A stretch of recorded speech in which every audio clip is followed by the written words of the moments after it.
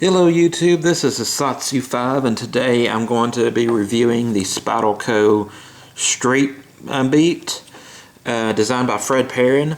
But before I get started on the review, which is my opinions and some facts about the knife, I want to get the specifications out of the way. Just because that's the boring part, anybody can look them up. They really don't affect the review that much. So let's get started.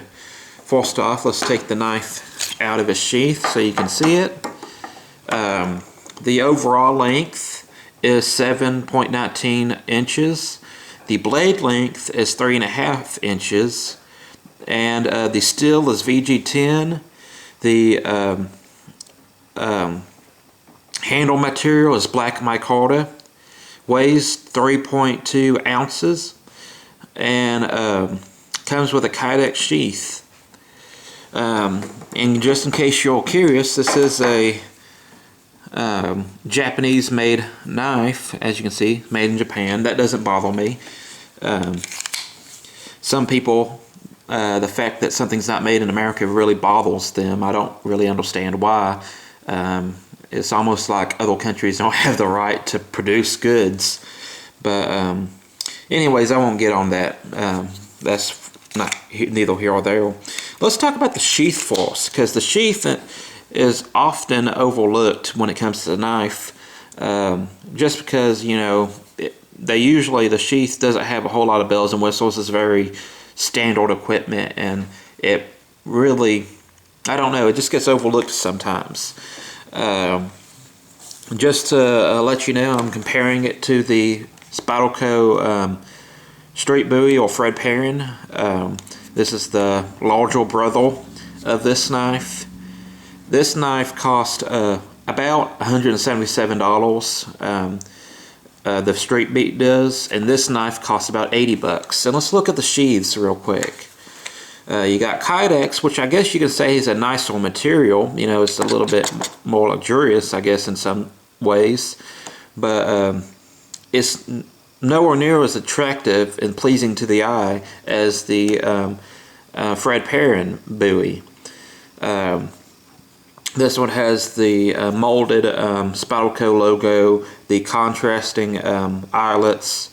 They both have a drainage hole, and they both come with a Spyderco G-clip, which I really have nothing against the G-clip, but my brother doesn't like them.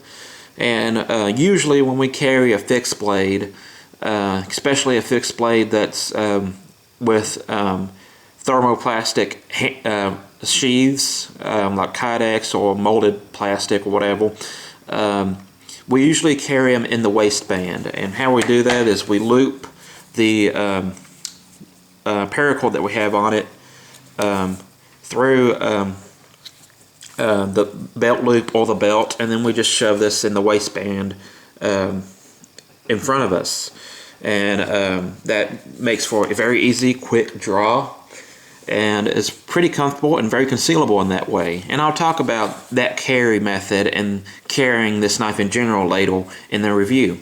But I think some very interesting information about this knife and about the maker is due, because I like to give a little bit of background on maybe the knife design or the knife design and all that. It's very interesting to me. And the person that invented or designed these knives is Fred Perrin. Fred Perrin is a French knife designer, ex-French military serviceman, martial artist. He studies taekwondo, savate, and knife fighting. He studies a lot of different martial arts, and he also did some odd jobs, you know, scaffolding work in construction and stuff. And you'll see a lot of his designs reflect his thoughts on the knife. Like they reflect what they're doing, what they're made for, so on and so forth. But he is a French knife maker. And these two designs are actually based upon the Corsican dagger. And most of you here in America probably don't know what I'm talking about. and I've been trying to find a name for this particular knife for a while. I've asked someone and they told me it was a Mediterranean stiletto, which I guess it could be called that. But I think I finally found out what it's called, and it's called the Corsican dagger. And I'll show you a picture of it right here. And I'll show you how the Corsican dagger evolved into this through Fred Perrin's knife designs. I should have a picture of one right here. There we go. There's a few different examples of the Corsican dagger. And my brother actually made his own version of it, kind of by accident. He made the knife and then we discovered that's what it was called. Here is a good example of a neck knife version of the Corsican dagger. And what to me defines Corsican dagger is its triangular shaped blade. It's not a tri-bladed, but it has kind of a triangle shape that has a very straight edge, and it has an enlarged ricasso, which I guess you could say it's not. I guess, yeah, it's just an enlarged ricasso that protrudes out, and that keeps your hand from slipping forward on the blade. It's the ricasso, and it's a very good knife design. This one obviously isn't made for stabbing. It's more of a cutting tool. And the word Corsican dagger, or the word dagger, indicates a stabbing weapon. This is one of my brother's first neck knives that he's made. He's made a few of these. He's sold a couple of these, and sometime I'll make a video showing off some of my brother's knife designs, but that's for a later video. So basically, what you got here is the Corsican dagger. We're going to use this as an example. And Fred Perrin decided, instead of making this big ricasso, he's just going to cut out this big finger choil into the blade, which provides you with secure grip to keep your hand from slipping up on the blade. It's very comfortable. Fred Perrin is really a big, like I said, he's not the first person to do it, but he's a big founding father of the ergonomic knife. And a lot of knives, they have separate guards made on them. They have really aggressive jimping, and it's really not needed if you have a well ergonomically sound knife. And Fred Perrin is very well known for making an ergonomically sound knife. And both of these knives, more so this one, I think is a good example of that. Both of them are ergonomically sound knives, but this has a very smooth, polished mica handle. It does have jimping, but the way I grab this knife, my thumb really doesn't go on the jimping that much. It kind of comes downhill. I got a little bit of jimping, but it's not needed. This jimping, you can file it off and it will not be needed. It will not affect the design of the knife. Jimping in a knife review is a good talking point, but most of the time, if you have an ergonomically sound knife, it's not needed. So I wanted to point that out to you, that Fred Perrin is one of the founding fathers of the ergonomic knife.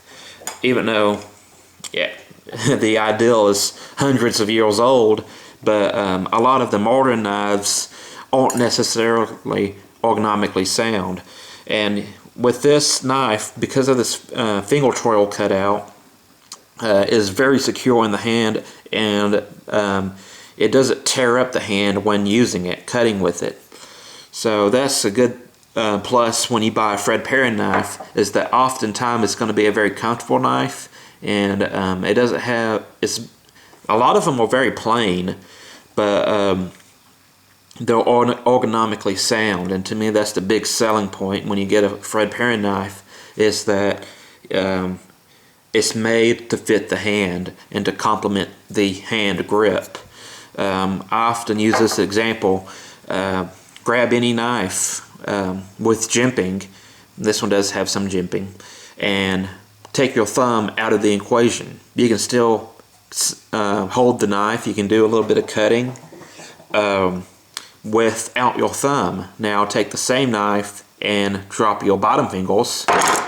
The knife falls out of your hands. So the strength in your grip isn't in your thumb. It might help a little bit, might even feel somewhat comfortable if the jimping's done right, but the jimping is really not needed for a knife design to make it a good self-defense tactical knife.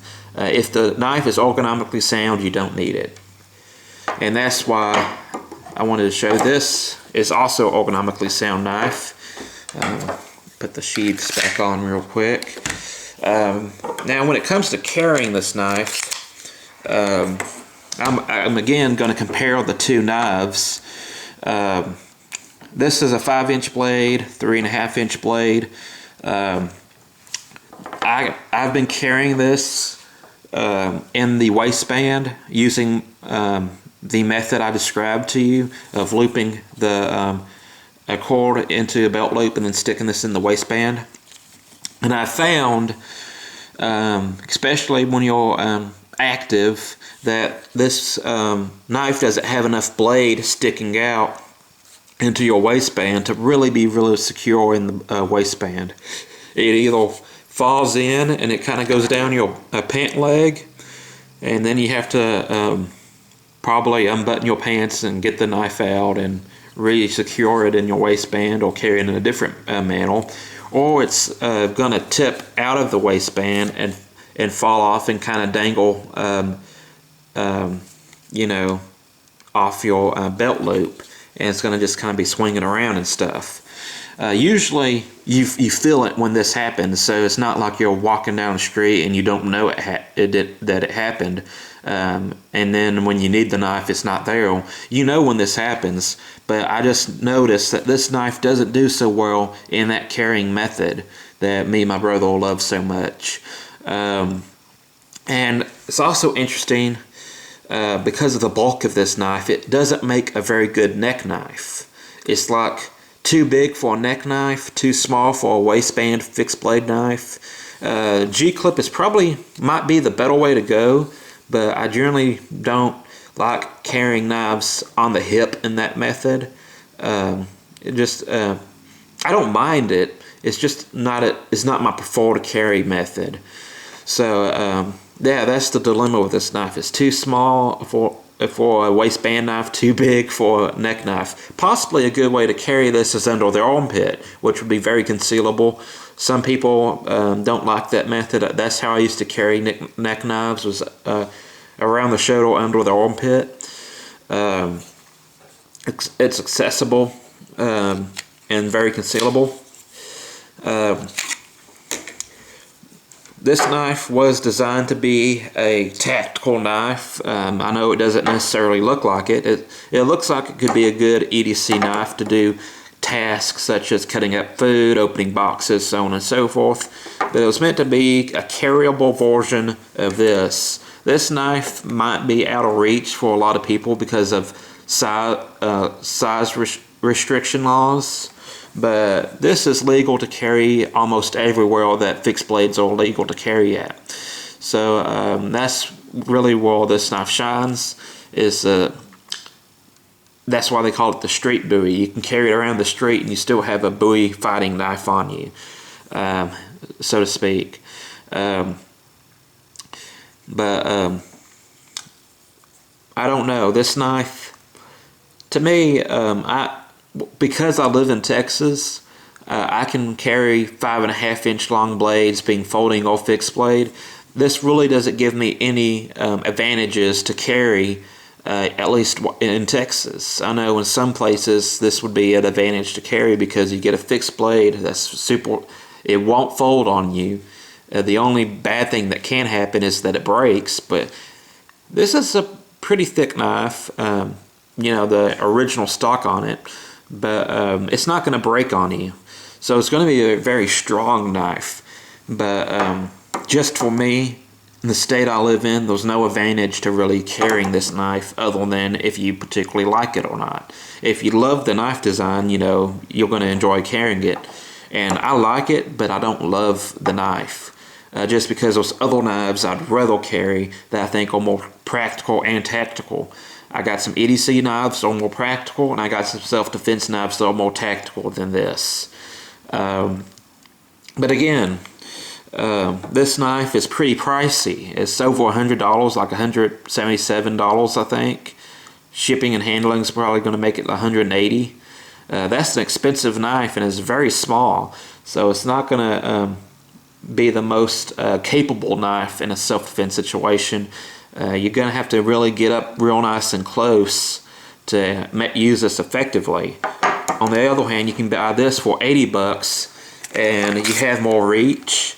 You have the same ergonomics as this one, but you have some craton in the handle grip, so it's just, to me, this is a superior knife for self-defense. Especially being in Texas, I can legally carry this.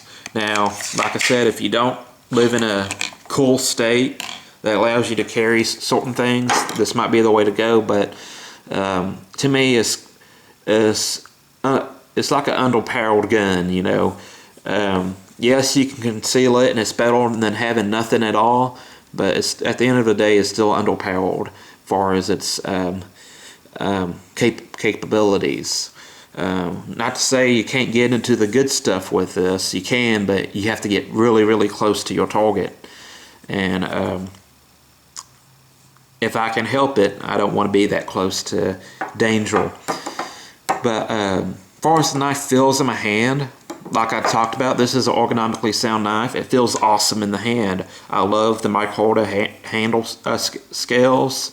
The jimping, although is not needed, is effective, and the fact that it gives your thumb a place to be. Like I said, I'm usually holding the knife right here. Was just getting into the jimping, but if you do hold your thumb up high, you know, you do have a little place to put your thumb, and some people like that. Some people just really are obsessed with jimping. I don't understand why, but if you want it, it's there.